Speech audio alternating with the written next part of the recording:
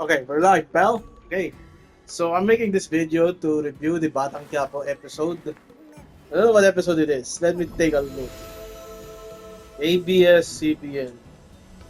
So, Batang Quiapo is headed to its second year, and today, tonight, we have uh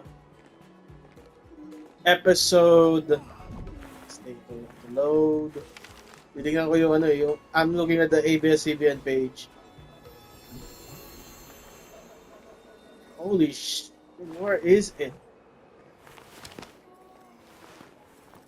Batang Quiapo. Okay, 494. So today is episode 495 of Batang Quiapo, and wow, I was left speechless. So nangyari dito, nagkaroon ng stand-up, yung nanay ni Tanggol, siya yung pinagbibidaan ni Coco Martin, andun sa... Wait, Sushang Seer. Andun siya sa, taas ng rooftop ng ospital. Tapos, ang dating is, I think the setting was them at the hospital. Tanggol just arrived. Okay, Tanggol just arrived. And then, all hell went loose. Si mga bodyguard ni, oh my god, I have so much relics. Yung mga bodyguard ni Olga, pinagbubugbog itong si Tanggol because he stood down. Okay, when I said stood down is ground. And with that case, with that case, Celebal discarded. Confirm, salvage. Okay. And with that being said, ayun, Tanggol is now on the precipice of fate. He is doomed. Kasi more likely papatayin siya ni Olga.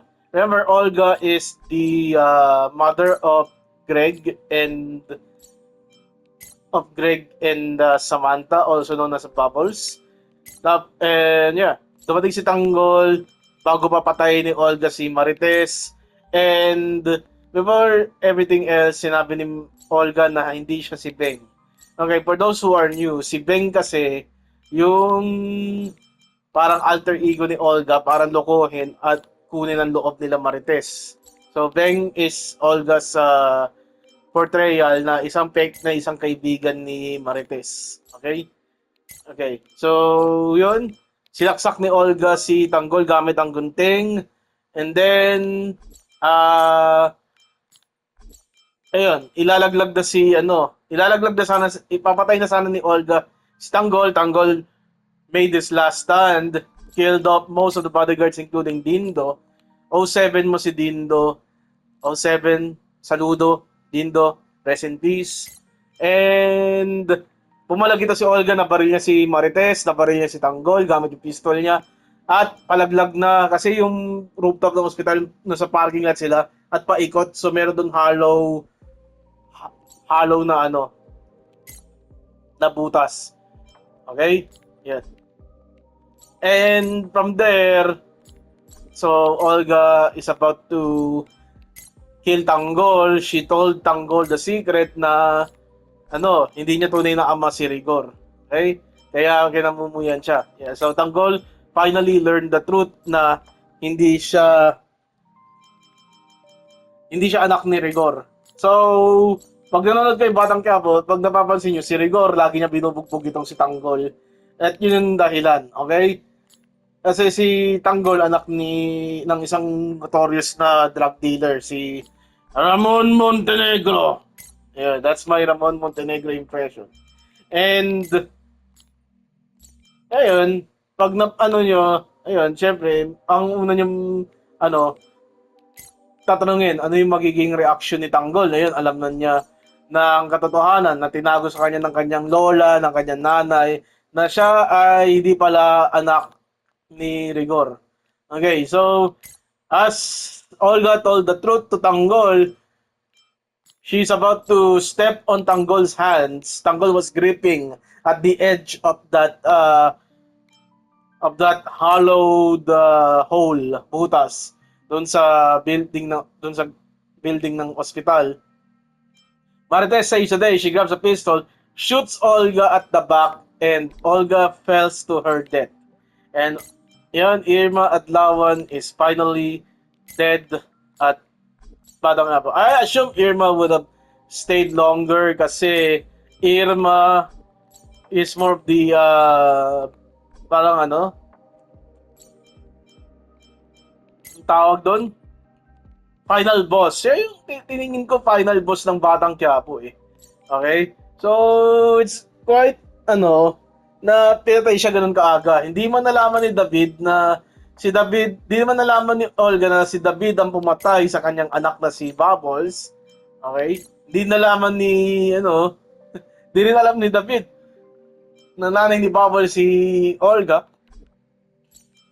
And that's a wasted plotline. Kasi ginawa yun for animosity ng dalawa eh. Nagkakaroon na ng tension yung dalawa but hindi pa tinuloy. So, it is sudden na alis si Irma sa Batang Quiapo. Also, Irma or Olga killed Mokang, yung karakter ni Lovie Poe, na natuklasan na yung bangkay niya sa bakuran ni Ramon at siya ay cremate na. Okay? So, yun. Kawawang Lovie Poe. Okay, siguro madami na yan. Okay. It's farm. So, yun. Aftermath ng lahat ng yon, niligtas ni Marites si Tanggol from falling. At galit na galit si Tanggol. So, sinabi niya kay Tess, wag mo daw siyang hawakan. Okay? And you'll see the anger ni Tanggol. Kasi, in his mind, niloko siya ni Latindeng sa kanil Marites. And that was really fun storytelling if you get what I'm saying. Kasi, sa totoo lang,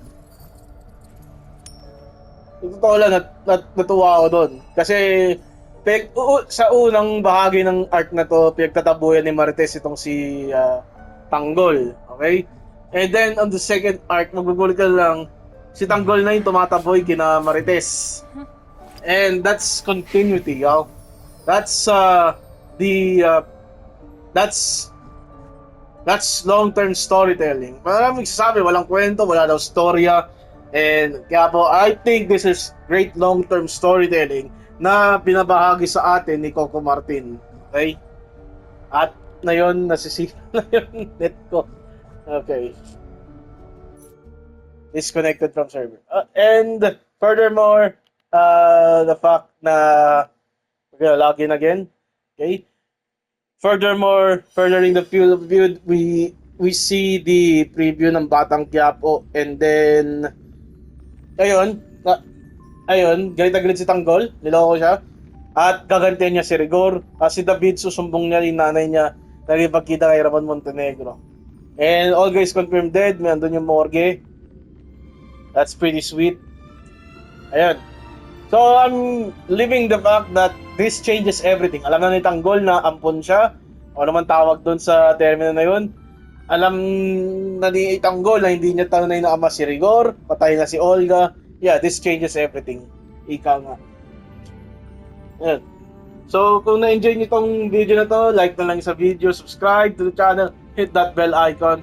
Maraming salamat. Ayan. Paalam.